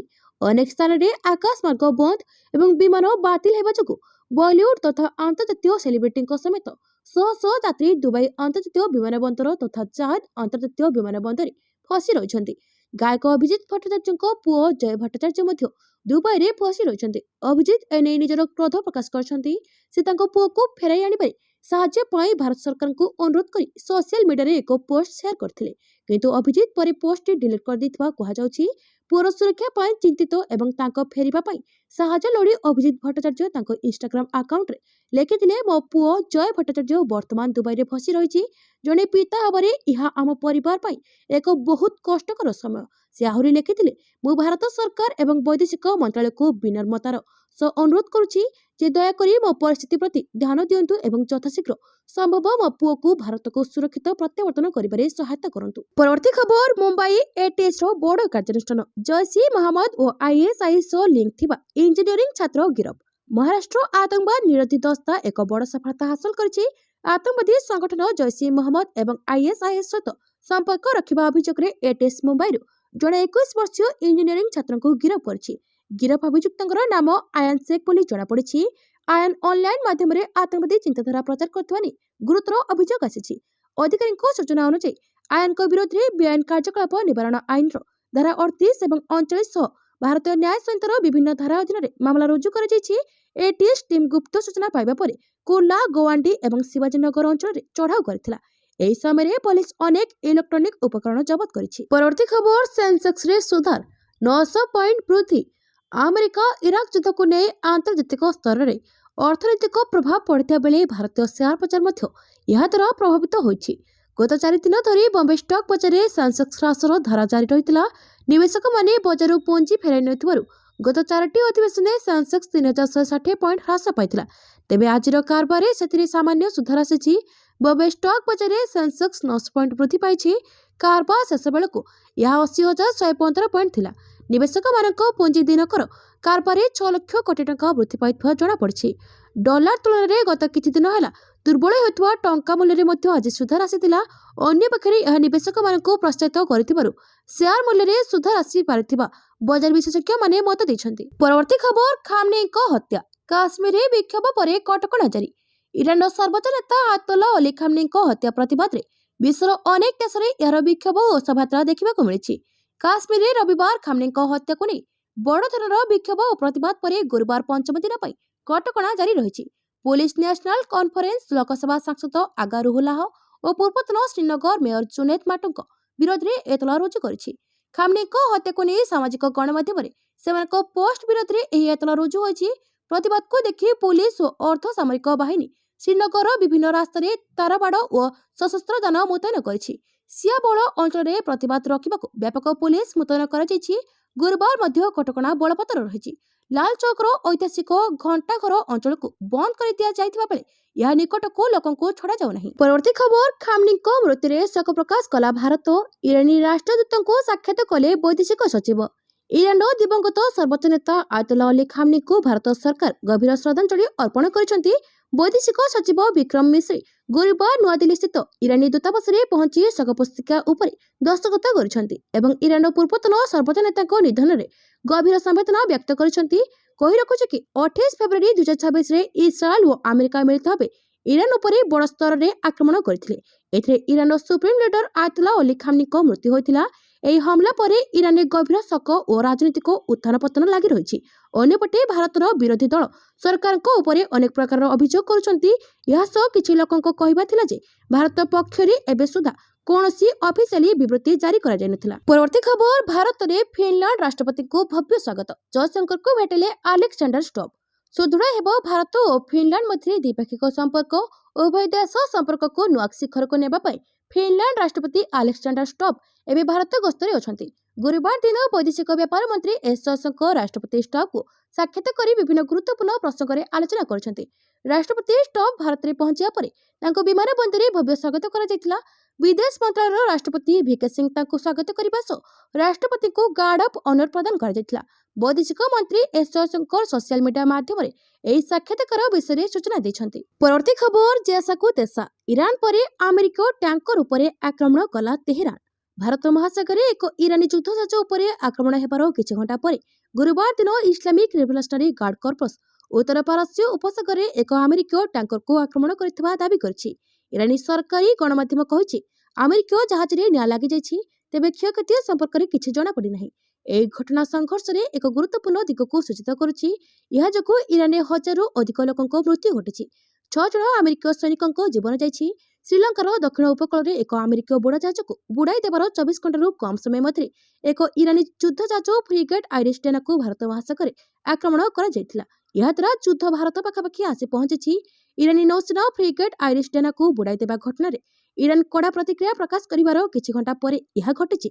ଇରାନୀ ବୈଦେଶିକ ମନ୍ତ୍ରୀ ସୟଦ ଆବାସ ଆରଘଚି କହିଥିଲେ, ଭାରତୀୟ ନୌସେନାର ଅତିଥି ଆଇରିସ୍ଟେନାକୁ ଅନ୍ତର୍ଜାତୀୟ ଜଳସୀମାରେ କୌଣସି ଚେତାବନୀ ବିନା ଫ୍ରିଗେଟ୍ ଡେନା ଉପରେ ଆକ୍ରମଣ କରାଯାଇଥିଲା। ପରବର୍ତ୍ତୀ ଖବର, ମଧ୍ୟପ୍ରାଚ୍ୟ ସଂକଟ ମଧ୍ୟରେ ୟୁରୋପକୁ ଗ୍ୟାସ୍ ଯୋଗାଣ ବନ୍ଦ କରିବାକୁ ଧମକ ଦେଲେ ପୁଟିନ।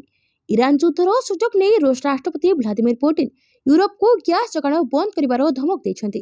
ଗଣମାଧ୍ୟମ ସହ କଥା ହୋଇ ସେ କହିଛନ୍ତି, ଇରାନରେ ଯୁଦ୍ଧ ଯୋଗୁଁ ସୃଷ୍ଟି ହୋଇଥିବା ଗ୍ୟାସ୍ ଅଭାବ ମସ୍କୋକୁ ଅନ୍ୟ ଦେଶକୁ ରପ୍ତାନି କରିବାର ସୁଯୋଗ ଦେଇପାରେ। ଜାନୁଆରୀ 26 ତାରିଖରେ ୟୁରୋପୀୟ ସଂଘ ରୁଷ ଗ୍ୟାସ୍ ଆମଦାନୀ ଉପରେ ବ୍ୟାପକ ନିଷେଧକୁ ମଞ୍ଜୁର କରିବା ପରେ ପୁଟିନଙ୍କ ଏଭଳି ମନ୍ତବ୍ୟ ଆସିଛି। ଏହି ଯୋଜନାରେ ରୁଷ ତରଳୀକୃତ ପ୍ରାକୃତିକ ଗ୍ୟାସ୍ ଓ ପାଇପଲାଇନ୍ ଗ୍ୟାସ୍କୁ ପର୍ଯ୍ୟାୟକ୍ରମେ ବନ୍ଦ କରିବାକୁ କହିଥିଲେ, ଯାହାଦ୍ୱାରା 2027 ଶେଷ ସୁଦ୍ଧା ଯୋଗାଣ ସମ୍ପୂର୍ଣ୍ଣ ବନ୍ଦ ହେବ। କ୍ରେମଲିନ୍ ସାମ୍ବାଦିକ ପାଭେଲ ଜାରବିନଙ୍କ ସହ କଥାବାର୍ତ୍ତା ସମୟରେ ପୁଟିନ ୟୁରୋପ ପ୍ରତିବନ୍ଧକ ଲାଗୁ କରିବା ପୂର୍ବରୁ ଗ୍ୟାସ୍ ରପ୍ତାନି ବନ୍ଦ କରିବାକୁ କହିଛନ୍ତି। ୟୁରୋପୀୟ ସଂଘ ଗୋଟିଏ ମାସ ମଧ୍ୟରେ ରୁଷୀୟ ଗ୍ୟାସ୍ କ୍ରୟ ଉପରେ କଟକଣା ଲାଗୁ କରିବାକୁ ଯୋଜନା କରୁଥିବା ପୁଟିନ କହିଛନ୍ତି, ଏବେ ରୁଷ ପାଇଁ ଅନ୍ୟ ବଜାରଗୁଡ଼ିକ ଖୋଲିବାରେ ଲାଗିଛି। ବର୍ତ୍ତମାନ ୟୁରୋପୀୟ ବଜାରକୁ ଯୋଗାଣ ବନ୍ଦ କରିବା ଆମ ପାଇଁ ଅଧିକ ଲାଭଦାୟକ ହୋଇପାରେ। ଖୋଲିଥିବା ନୂଆ ବଜାରକୁ ଯିବା ପାଇଁ ଆମେ ଯୋଜନା କରୁଛୁ। ପରବର୍ତ୍ତୀ ଖବର, ପଶ୍ଚାତାପ ଆମେରିକା କରିବ। ଇରାନ ବୈଦେଶିକ ମନ୍ତ୍ରୀ ଭାରତ ମହାସାଗରରେ ଏକ ଆମେରିକୀୟ ବୁଡ଼ାଜାହାଜ ଦ୍ୱାରା ଇରାନୀ ନୌସେନା ଫ୍ରିଗେଟ୍ ଆଇରିସ୍ଟେନାକୁ ବୁଡ଼ାଇ ଦେବା ଘଟଣାରେ ଇରାନ କଡ଼ା ପ୍ରତିକ୍ରିୟା ପ୍ରକାଶ କରିଛି। ଇରାନର ଉପକୂଳରୁ 2000 ମାଇଲ ଦୂରରେ ସମୁଦ୍ରରେ ଆମେରିକା ଏକ ଜଘନ୍ୟ ଅପରାଧ କରିଛି। ଇରାନୀ ବୈଦେଶିକ ମନ୍ତ୍ରୀ ସୟଦ ଆବାସ ଆରଘଚି କହିଛନ୍ତି, ଭାରତୀୟ ନୌସେନାର ଅତିଥି ଆଇରିସ୍ଟେନା ପ୍ରାୟ 130 ଜଣ ନାବିକଙ୍କୁ ନେଇ ଯାଉଥିଲା। ଅନ୍ତର୍ଜାତୀୟ ଜଳସୀମାରେ କୌଣସି ଚେତାବନୀ ବିନା ଫ୍ରିଗେଟ୍ ଡେନା ଉପରେ ଆକ୍ରମଣ କରାଯାଇଥିଲା। ଆରଘଚି ଚେତାବନୀ ଦେଇ କହିଛନ୍ତି, ମୋର କଥା ମନେ ରଖ, ଆମେରିକା ଏଭଳି ଏକ ଉଦାହରଣ ସୃଷ୍ଟି କରିଥିବାରୁ ପଶ୍ଚାତାପ କରିବ। ସେ ଏହି ଘଟଣାକୁ ସମୁଦ୍ରରେ ନୃଶଂସତା ବୋଲି ବର୍ଣ୍ଣନା କରି କହିଛନ୍ତି, ଜାହାଜଟି ଭାରତୀୟ ନୌସେନା ଗସ୍ତରେ ଥିଲା ଏବଂ ଏଥିରେ ପ୍ରାୟ 130 ଜଣ ନାବିକ ଥିଲେ। ଶ୍ରୀଲଙ୍କାର ଦକ୍ଷିଣ ଉପକୂଳରେ ଅନ୍ତର୍ଜାତୀୟ ଜଳସୀମାରେ ଭାରତ ମହାସାଗରରେ ଏକ ଟର୍ପେଡୋ ଆକ୍ରମଣ କରି ଆମେରିକୀୟ ବୁଡ଼ାଜାହାଜ ଏକ ଇରାନୀ ଯୁଦ୍ଧଜାହାଜକୁ ବୁଡ଼ାଇ ଦେଇଥିଲା। ଦ୍ୱିତୀୟ ବିଶ୍ୱଯୁଦ୍ଧ ପରେ ଏହା ପ୍ରଥମ ଘଟଣା ଯେତେବେଳେ ଶତ୍ରୁ ପକ୍ଷର ଜାହାଜ ଟର୍ପେଡୋ ଦ୍ୱାରା ବୁଡ଼ି ଯାଇଛି। ପରବର୍ତ୍ତୀ ଖବର, ବିବାଦରେ ପାକିସ୍ତାନ ଖେଳାଳି ମହିଳା ହୋଟେଲ କର୍ମଚାରୀଙ୍କୁ ଦୁର୍ବ୍ୟବହାର କରି ଜରିମାନା ଗଣିଲେ। ଟି20 ବିଶ୍ୱକପର ବିଦାୟ ନେବା ପରେ ପାକିସ୍ତାନ କ୍ରିକେଟ ଦଳକୁ ବିବାଦ ପିଛା ଛାଡୁନି। ବିଶ୍ୱକପରେ ଖରାପ କରି ସେମିଫାଇନାଲ ଯାଇ ନ ପାରିବାରୁ ପାକିସ୍ତାନ କ୍ରିକେଟ ବୋର୍ଡ ନିଜ ଦଳର ସବୁ ଖେଳାଳିଙ୍କୁ $18 ବା ପାଖାପାଖି 17 ଲକ୍ଷ ଭାରତୀୟ ଟଙ୍କାରେ ଦଣ୍ଡିତ କରିଥିଲା। ଏବେ ଏହି ଦଳରେ ଜଣେ ଖେଳାଳି ନିଜର କୁକର୍ମ ପାଇଁ ଦଣ୍ଡିତ ହୋଇଛନ୍ତି। କାଣ୍ଡିରେ ଜଣେ ମହିଳା ହୋଟେଲ କର୍ମଚାରୀଙ୍କୁ ଏହି ଖେଳାଳି ଜଣକ ଦୁର୍ବ୍ୟବହାର କରି ଜରିମାନା ଗଣି ମାମଲାରୁ ମୁକୁଳିଛନ୍ତି। ଏହି ଘଟଣାଟି ପାକିସ୍ତାନ ଶେଷ ସୁପର 8 ମ୍ୟାଚରେ ହୋଇଥିବା ଅନୁମାନ କରାଯାଉଛି। କାରଣ ସେହିଦିନଠାରୁ ପାକିସ୍ତାନ କ୍ରିକେଟ ଦଳରେ ଏହି ଘଟଣାକୁ ନେଇ ନୀରବ ଆଲୋଚନା ଚାଲିଛି। ସ୍ଥାନୀୟ ଏକ ଗଣମାଧ୍ୟମ ଅନୁଯାୟୀ ଏହି ଘଟଣାଟି ପାକିସ୍ତାନ ଦଳ ରହୁଥିବା ଗୋଲ୍ଡେନ କ୍ରାଉନ ହୋଟେଲରେ ହୋଇଥିଲା। ଶ୍ରୀଲଙ୍କା ବିପକ୍ଷରେ ପାକିସ୍ତାନ ଶେଷ ସୁପର 8 ମ୍ୟାଚ୍ ପୂର୍ବରୁ ଦଳର ଜଣେ ଖେଳାଳି ହୋଟେଲରେ ଜଣେ ମହିଳା ହାଉସକିପିଂ କର୍ମଚାରୀଙ୍କ ସହ ଦୁର୍ବ୍ୟବହାର କରିଥିଲେ। ଏହି ସମୟରେ ମହିଳା ଜଣ ଚିତ୍କାର କରି ସାହାଯ୍ୟ ମାଗିଥିଲେ। ଚିତ୍କାର ଶୁଣି ଅନ୍ୟ ହୋଟେଲ କର୍ମଚାରୀମାନେ ତାଙ୍କୁ ଉଦ୍ଧାର କରିବାକୁ ଆସିଥିଲେ ଏବଂ ପାକିସ୍ତାନ ଦଳର ପ୍ରବନ୍ଧକ ନାଭେଦ ଚିମାଙ୍କୁ ଏହି ବିଷୟରେ ଜଣାଇଥିଲେ। ପରବର୍ତ୍ତୀ ଖବର, ଇରାନ ଇସ୍ରାଏଲ ମହାଯୁଦ୍ଧ ପ୍ରଭାବ। 4 ଦିନରେ 1500 ବିମାନ ବାତିଲ। ପଶ୍ଚିମ ଏସିଆରେ ଚାଲିଥିବା ସଂକଟ ଚତୁର୍ଥ ଦିନ ପାଇଁ ବିମାନ ଯାତ୍ରାକୁ ସମ୍ପୂର୍ଣ୍ଣ ବାଧାପ୍ରାପ୍ତ କରିଛି। ଇରାନ ଉପରେ ଆମେରିକା ଇସ୍ରାଏଲ ଆକ୍ରମଣ ଯୋଗୁଁ ସୃଷ୍ଟି ହୋଇଥିବା ବଡ଼ ଅସ୍ଥିରତା ଏବଂ ଏହି ଅଞ୍ଚଳର ଅନେକ ଦେଶର ଆକାଶ ମାର୍ଗକୁ ବନ୍ଦ କରିବାକୁ ବାଧ୍ୟ କରିଛି। ଏଥିଯୋଗୁଁ ଲକ୍ଷ ଲକ୍ଷ ଯାତ୍ରୀ ଫସି ରହିଛନ୍ତି ଏବଂ ହଜାର ହଜାର ବିମାନ ବାତିଲ କରାଯାଇଛି। ଭାରତରୁ ଉପସାଗରୀୟ ଦେଶଗୁଡ଼ିକୁ ଯାଉଥିବା ବିମାନ କମ୍ପାନୀଗୁଡ଼ିକ ଏବେ ସ୍ୱତନ୍ତ୍ର ବିମାନ ମାଧ୍ୟମରେ ଭାରତୀୟ ନାଗରିକଙ୍କୁ ସ୍ଥାନାନ୍ତର କରିବାକୁ କାମ କରୁଛନ୍ତି। ଏହି ସଂକଟ ଏବେ ବି ଜାରି ରହିଛି। ବିମାନ କମ୍ପାନୀଗୁଡ଼ିକ ରିଲିଫ୍ ବିମାନ ସଂଖ୍ୟା ବୃଦ୍ଧି କରିଛନ୍ତି। ବେସାମରିକ ବିମାନ ଚଳାଚଳ ମନ୍ତ୍ରଣାଳୟ ଅନୁଯାୟୀ ମଙ୍ଗଳବାର ସୁଦ୍ଧା ଭାରତୀୟ ବିମାନ କମ୍ପାନୀଗୁଡ଼ିକ 1221 ଅନ୍ତର୍ଜାତୀୟ ବିମାନ ଏବଂ ବିଦେଶୀ ବିମାନ କମ୍ପାନୀଗୁଡ଼ିକ 388 ବିମାନ ବାତିଲ କରାଯାଇଛି। ବୁଧବାର ଭାରତୀୟ ବିମାନ କମ୍ପାନୀଗୁଡ଼ିକର ଇଣ୍ଡିଗୋର 30ଟି ବିମାନ ଏବଂ ଏୟାର ଇଣ୍ଡିଆ ଏକ୍ସପ୍ରେସର 23ଟି ବିମାନ ସମେତ 58ଟି ସ୍ୱତନ୍ତ୍ର ବିମାନ ପରିଚାଳନା କରିବାକୁ ଯୋଜନା କରିଥିଲେ। ପରବର୍ତ୍ତୀ ଖବର, AFC ଏସୀୟ କପ୍ ଫୁଟବଲ ପରାଜୟରୁ ଭାରତର ଅଭିଯାନ। ମହିଳା AFC ଏସୀୟ କପ୍ ଫୁଟବଲ ପ୍ରତିଯୋଗିତାରେ ଭାରତର ଅଭିଯାନ ପରାଜୟରୁ ଆରମ୍ଭ ହୋଇଛି। ଏଠାରେ ଖେଳିଥିବା ନିଜର ପ୍ରଥମ ମ୍ୟାଚ୍ରେ ଭାରତ 1-2 ଗୋଲ୍ରେ ଭିଏତନାମଠୁ ହାରିଯାଇଛି। ଗ୍ରୁପ୍ ସି ର ଏହି ମ୍ୟାଚ୍ରେ ଏନଗାଥି ଭାନ୍ସୁଙ୍କ ଗୋଲ୍ରେ ବିଶ୍ୱ ମାନ୍ୟତାରେ 36ତମ ସ୍ଥାନରେ ଥିବା ଭିଏତନାମ ପ୍ରାରମ୍ଭିକ ଅଗ୍ରଣୀ ନେଇଥିଲା। ପ୍ରଥମାର୍ଦ୍ଧରେ ପଛୁଆ ଥିବା ବିଶ୍ୱମାନ୍ୟତା 67ତମ ଦଳ ଭାରତ ପ୍ରତ୍ୟାବର୍ତ୍ତନ କରି 52ତମ ମିନିଟ୍ରେ ଗୋଲ୍ଟି ସୃଜି ଦେଇଥିଲା। ଏହି ଗୋଲ୍ଟି ପଦାର୍ପଣକାରୀ ସାନଫିତ୍ ନନ୍ଗ୍ରୁମ୍ ଦେଇଥିଲେ। ଫଳରେ ମ୍ୟାଚ୍ ଆମୀମାଂସିତ ମୁଖେ ଯାଉଥିବା ବେଳେ ଶେଷ ଷ୍ଟପେଜ ଟାଇମରେ ଭିଏତନାମ ଆଉ ଗୋଟିଏ ଗୋଲ୍ ଲଦି ପୁରା ପଏଣ୍ଟ ହାତେଇ ନେଇଥିଲା। ପରବର୍ତ୍ତୀ ଖବର ଆଇପିଏଲ୍ ଅଲଡ଼ାରୁ ବିଶ୍ୱକପ ନାୟକ ଆଚମ୍ବିତ କଲେ ଆଲେନ୍। ଲିଗ୍ରେ ଅସ୍ଥିର ପ୍ରଦର୍ଶନ, ସୁପର 8ରେ ସଂଘର୍ଷ, ସିଧା ଟିକେଟ୍ ବଦଳରେ ରନ୍ ରେଟ୍ ବଳରେ କଷ୍ଟେମଷ୍ଟେ ସେମିଫାଇନାଲ ପ୍ରବେଶ। ସେମିଫାଇନାଲରେ କିନ୍ତୁ ଜବରଦସ୍ତ ବିଜୟ, ତାହା ପୁଣି ଏହି ଦୁଇ ପର୍ଯ୍ୟାୟରେ ସମ୍ପୂର୍ଣ୍ଣ ଆଧିପତ୍ୟ ବିସ୍ତାର କରିଥିବା ଦକ୍ଷିଣ ଆଫ୍ରିକା ବିପକ୍ଷରେ। ଆଇସିସି ପ୍ରତିଯୋଗିତାରେ ସବୁବେଳେ ନିଜକୁ କଳାକଳା ସାବ୍ୟସ୍ତ କରି ଆସିଥିବା ନ୍ୟୁଜିଲାଣ୍ଡ କ୍ରିକେଟ ଦଳର ଚଳିତ ଟି20 ବିଶ୍ୱକପର ଫାଇନାଲ ପ୍ରବେଶ ଯାତ୍ରା ରହିଛି ବେଶ୍ ନାଟକୀୟ। ଆଉ ଏହି ସଂଘର୍ଷ ଓ ସଫଳତା ଭରା ଯାତ୍ରାର ମହାନାୟକ ପାଲଟିଛନ୍ତି ଯୁବ ଓପନର ଫିନ୍ ଆଲେନ୍। ଏକଦା ଲଗାତାର 3 ବର୍ଷ ପାଇଁ ଆଇପିଏଲ୍ ନିଲାମରେ ଆଲୋଡ଼ ହୋଇଥିଲେ, ଏପରିକି ତାଙ୍କୁ କୌଣସି ଦଳ କିଣି ନଥିଲେ। ଏବେ କିନ୍ତୁ ସେ ନ୍ୟୁଜିଲାଣ୍ଡ ବିଶ୍ୱକପ ନାୟକ ଭାବେ ଉଭା ହୋଇଥିଲେ। ବୁଧବାର ତାଙ୍କ ବ୍ୟାଟ୍ରୁ ବାହାରିଥିବା ରନ୍ ଝଡ଼ କେବଳ ଦକ୍ଷିଣ ଆଫ୍ରିକାକୁ ବୁଡ଼ାଇ ଦେଇନି, ବରଂ ନ୍ୟୁଜିଲାଣ୍ଡକୁ ଦ୍ୱିତୀୟ ଥର ଲାଗି ବିଶ୍ୱକପ ଟିକେଟ୍ ଫାଇନାଲ ପ୍ରଦାନ କରିଛି। ପରବର୍ତ୍ତୀ ଖବର ଅଲ୍ ଇଂଲଣ୍ଡ ବ୍ୟାଡମିଣ୍ଟନ ଆରମ୍ଭରୁ ସାତ୍ତ୍ୱିକ ଚିରାଗ ବିଦା। ଚଳିତ ଅଲ୍ ଇଂଲଣ୍ଡ ବ୍ୟାଡମିଣ୍ଟନ ପ୍ରତିଯୋଗିତାର ଆରମ୍ଭରୁ ଭାରତର 1 ନମ୍ବର ପୁରୁଷ ଯୁଗଳ ଯୋଡ଼ି ସାତ୍ତ୍ୱିକ ସାଇରାଜ ରାଙ୍କିରେଡ୍ଡି ଓ ଚିରାଗ ସେଟ୍ଟି ବିଦାୟ ନେଇଛନ୍ତି। ବିଶ୍ୱର ଏହି ପୂର୍ବତନ 1 ନମ୍ବର ଯୋଡ଼ି 23-21, 21-12ରେ ମାଲେସିଆର ଆଗ୍ରା ତାଇ ଓ ଖାଙ୍ଗଖାଇ ଜିଙ୍କଠାରୁ ହାରି ଯାଇଥିଲେ।